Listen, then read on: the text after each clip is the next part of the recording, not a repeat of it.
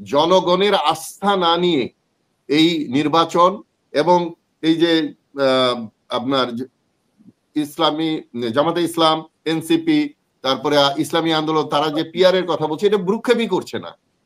এটা নিয়ে বসলে অসুবিধা কি? যে ঠিক আছে বসেন, কি আছে এটাতে কি নাই, একেবারে ইনভলভ না। আপনি এই দুইটা পার্টিকে আলাদা করে দেখেন, জনগণ শান্তি চায়। জনগণ আর এটা ইয়ে হোক, এই জিএম কাদেরই হোক আর নুরুল হক, কারো কপাল দিয়ে রক্ত ঝরুক, এটা জনগণ চায় না। এবং এটা অপমানজনক। আপনি দেখেন এইসব ভিডিও, এইসব ছবি, এইসব খবর বিদেশে দেখলে আমাদেরকে কোনো সভ্য জাতি বলে মনে হবে? যে সুন্দর একটা পরিস্থিতি আমরা তৈরি করতে পারতাম, সেটা ক্ষমতার মোহে একটি দল নষ্ট করেছে, আর বর্তমান সরকারের ব্যর্থতা, অযোগ্যতার জন্য নষ্ট করেছে। আর কিছু ভুইফোর নতুন ছাত্ররা যে রাজনীতি করতে গিয়ে কি হুনুরে যা ইচ্ছা তাই করছে, এই যে একটা অরাজকতা, এইটাকে নেতৃত্ব দিয়ে নিয়ন্ত্রণে আনার মতো নেতৃত্ব নাই বলে আজকে আমাদের এই শিক্ষামন্ত্রী যখন রাত 3টার সময় পরীক্ষা বন্ধ করে দিল, পরের দিন সকালে বলে আমি পদত্যাগ করব না। আরে আজীবন থাকবে নাকি এই পদে? বলে যে আমাকে নিয়োগ দিয়েছে উপদেষ্টার, কি প্রধান উপদেষ্টা, ওনার ওই দিনই বলা উচিত যে বাদ দাও, তুমি আরেকজনকে এখানে বানাও। ইয়েকে শাখাও স্যারকে তো ঠিকই সরাই দেওয়া হলো। একজনের প্রতি একরকম ব্যবহার করবে। শোনেন, রাষ্ট্রীয় পর্যায়ে গিয়ে যখন উচ্চ পর্যায়ে থাকে, তাদের চোখ যদি মানে একচোখা হয়, তাহলে ওর ইতিহাসে ভালো স্থান কেউ পায়নি। কিন্তু জনগণের মধ্যে একটা সংস্কার হয়েছে, কোথাও পলিটিক্যাল পার্টিতে হয়নি। সেটা হলো যে যেভাবেই হোক স্বৈরাচার গায়ে আজকে যতই বাধা আপনি যতগুলো দলের মধ্যে যত বিরোধ দেখেন, এটা আমি গ্যারান্টি দিয়ে বলছি, যখন সরকার বিরোধী আন্দোলন হবে তখন সব এক হয়ে যাবে। যখন নির্বাচনকে সঠিক করার জন্য আন্দোলন হবে তখন সব এক হয়ে যাবে। সুতরাং জাতীয় স্বার্থে এই জাতি এক হয়েছে, অতীতে 71-এ হয়েছে, 90-এ হয়েছে, 24-এ হয়েছে। এই ধারাবাহিকতায় আগামীতেও যদি কেউ নাটক করতে চায়, কেউ এদিক ওদিক এটা সেটা করতে চায়, এই জনগণ কিন্তু ছাড় দিবে না।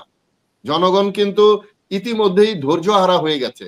আরেকটা কথা আমি আপনাদের বলি, আমি গত 2 দিনে 3টা থানা ভিজিট করেছি, কথা বলেছি তাদের মধ্যে। তাদের মধ্যে একটা দ্বিধা দ্বন্দ্ব চলছে। কোনো বাহিনীতে দ্বিধা দ্বন্দ্ব থাকলে ওটা সঠিক কাজ হয় না। এবং অনেকে ব্যক্তিগতভাবে আমার বলছে, স্যার কাজ করলেও বিপদ, না করলেও বিপদ, কোনটা করব কোনটা করব না, এই দ্বন্দ্বে অনেক কিছু আমাদের স্থবির হয়ে আছে।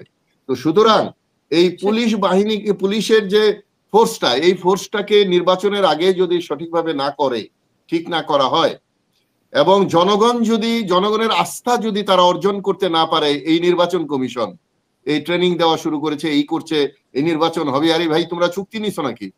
তোমরা ওই সরকারের আনুগত্য প্রকাশের জন্য নানা কথা বলছো আগের মতোই, কিন্তু নির্বাচন কমিশন স্বাধীনভাবে কাজ করার যে আয়োজন, সেটা তো আমরা দেখতে পাচ্ছি না। সুতরাং আমি মনে করি জনগণের আস্থা না নিয়ে এই নির্বাচন এবং এই যে আপনার ইসলামী জামাতে ইসলাম, এনসিপি, তারপরে ইসলামী আন্দোলন, তারা যে পিআর এর কথা বলছে, এটা ভ্রুক্ষেপই করছে না। এটা নিয়ে বসলে অসুবিধা কি? যে ঠিক আছে বসেন, কি আছে এটাতে কি নাই। আমি তো আপনাদেরকে বলতে পারি যে গত ইউনিয়ন কাউন্সিলের নির্বাচনে 150 মানুষ মারা গেছে। আগামী নির্বাচন যদি পুরনো 5 দা পোস্টের হয়, মিনিমাম 1000 লোক মারা যাবে। নিজেদের দলে দলে একটা দলের 3 জন করে ক্যান্ডিডেট রেডি হয়ে আছে, তারাই বলছে একজনকে ডিক্লেয়ার দেখ আর 2 জন বিরোধিতা করবে। তো এই পরিস্থিতির থেকে বের হয়ে আসতে হলে পিআর খুবই গুরুত্বপূর্ণ। এবং যারা এই আমাদের গণ অভ্যুত্থানের আন্দোলনে যেসব মিডিয়া দেশ বিদেশ থেকে আলোচনা করেছে, আমি অনেককেই অনুরোধ করছি, অনেকে এটা শুরু করেছে। হাসিনা আপাকেও বলবো, পিআর নিয়ে আগামী নির্বাচন কি ধরনের হওয়া উচিত, পুরনো স্টাইলে নির্বাচন হলে কত মানুষ মারা যাবে, আর মানুষকে বাঁচাতে গেলে মানুষের ভোট নষ্ট না করার জন্য এবং ভোট কেন্দ্রে যেন মারামারি না হয়, সেগুলো রোধ করার জন্য পিআর এর গুরুত্বপূর্ণ জনগণের সাথে আলোচনা করা উচিত। জনগণকে এই রাজনৈতিক দল এবং এই সরকার মূর্খ মনে করে, অথর্ব মনে করে, জনগণ সবচেয়ে বোকা মনে করে, যেটা সবচেয়ে বড় ভুল এই বর্তমান রাজনীতি এবং বর্তমান রাষ্ট্রনীতিতে। কারণ জনগণ ভুল করেনি কখনো, ভবিষ্যতেও করবে না। জনগণই একটা আদর্শ বাঁচিয়ে রাখতে পারে। জনগণের মধ্যে যদি ভুল বোঝাবুঝি হয়, আদর্শচ্যুত হয়, আজকে দেখেন এই যে পলিটিক্যাল পার্টির মধ্যে মারামারি কাটাকাটি হচ্ছে, এই যে গতকালকের ঘটনায়, দেন জনগণ কিন্তু ইনভলভ না, একেবারে ইনভলভ না।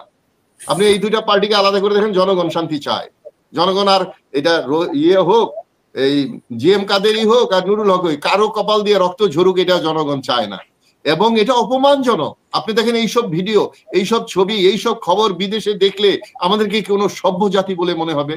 আপনারা যদি কোনো দেশে দেখেন, আমি নেপালে গেলাম, তখন খুব তাদের গোলমাল ছিল সরকার নিয়ে, কিন্তু কোনো মিছিল মিটিং কোথাও কিছু দেখিনি, খালি আলোচনা, টের পাইনি। তা আমরা আজকে বাংলাদেশের যে পরিস্থিতি 5ই আগস্টের পরে যে সুন্দর একটা পরিস্থিতি আমরা তৈরি করতে পারতাম, সেটা ক্ষমতার মোহে একটি দল নষ্ট করেছে, আর বর্তমান সরকারের ব্যর্থতা অযোগ্যতার জন্য নষ্ট করেছে। আর কিছু ভুইফোর নতুন ছাত্ররা যে রাজনীতি করতে গিয়ে কি হুনুরে যা ইচ্ছা তাই করছে, এই যে একটা অরাজকতা, এইটাকে নেতৃত্ব দিয়ে নিয়ন্ত্রণে আনার মতো নেতৃত্ব নাই বলে আজকে আমাদের এই অবস্থা। কিন্তু খেসারতটা দিতে হবে এই বড় দলকে এবং এই সরকারকে। জনগণ কিন্তু কাউকে ছাড় দিবে না আগামীতে। তো সুতরাং ভুল করলে সেটার প্রতিদান পেতেই হবে। সুতরাং আমি মনে করি আজকে এই সরকারের একটা চিন্তা ভাবনা করে সর্বদলীয় সকলকে নিয়ে বসে এটা সিদ্ধে, একটা রাজনৈতিক দল বা সরকার কেউ ডাক দিল না, এবং এনসিপি মনে করছে একেবারে গত 30 বছরে এক পার্টি কখনোই কোনো ক্ষমতায় যেতে পারেনি। এখানে জোট বা আয়োজন করে সবার সাথে একটা রাজনৈতিক কৌশলের মধ্য দিয়ে যেতে হবে, সেটাও বোঝার ক্ষমতা হয়েছে কিনা আমি জানি না। গায়ের জোরে কথা বলার দিন তো শেষ। সুতরাং এটা মানুষ গ্রামে গঞ্জে একেবারে মানে ঘুষ এবং শেষ করছি, ঘুষ এবং উপঢৌকন, টাকা পয়সা ছাড়া কোনো কাজ হচ্ছে না সারা বাংলাদেশে। এটা 5ই আগস্টের পরে মানুষ আশা করেনি। মানুষ টাকা জমা দিবে, কোনো ট্যাক্স, কোনো ভ্যাট, কোনো কিছু জমা দিতে গেলে আবার টাকা দিতে হয়, মানে সরকারকে টাকা জমা দিতে গেল আবার সরকারকে ওখানে ঘুষ দিয়ে এগুলো জমা দিতে, কোনো কাজ হচ্ছে না টাকা ছাড়া। সুতরাং এইরকম একটা পরিবেশে, দলে দলে মারামারির পরিবেশে নির্বাচনী পরিবেশ তৈরি না করে নির্বাচনে গেলে যে ভুল হবে। আমরা নির্বাচনের পক্ষে, কেউ মনে করবেন না যে আমি নির্বাচন চাই, কিন্তু যেন তেন নির্বাচন চাই না, আগের মতো নির্বাচন চাই না। নির্বাচনের একটা সুষ্ঠু পরিবেশ তৈরি করে একটা প্রোগ্রামই করব ভাই। হ্যাঁ, নির্বাচন ওই সঠিকভাবে করতে হবে, না হলে সকল ব্যর্থতাই সরকারকে বহন করতে হবে এবং জনগণ আবার সাফার করবে। কিন্তু এটা ঠিক, স্বৈরাচারকে দমনদাস করবে না বাংলাদেশের মানুষ। ধন্যবাদ সবাইকে।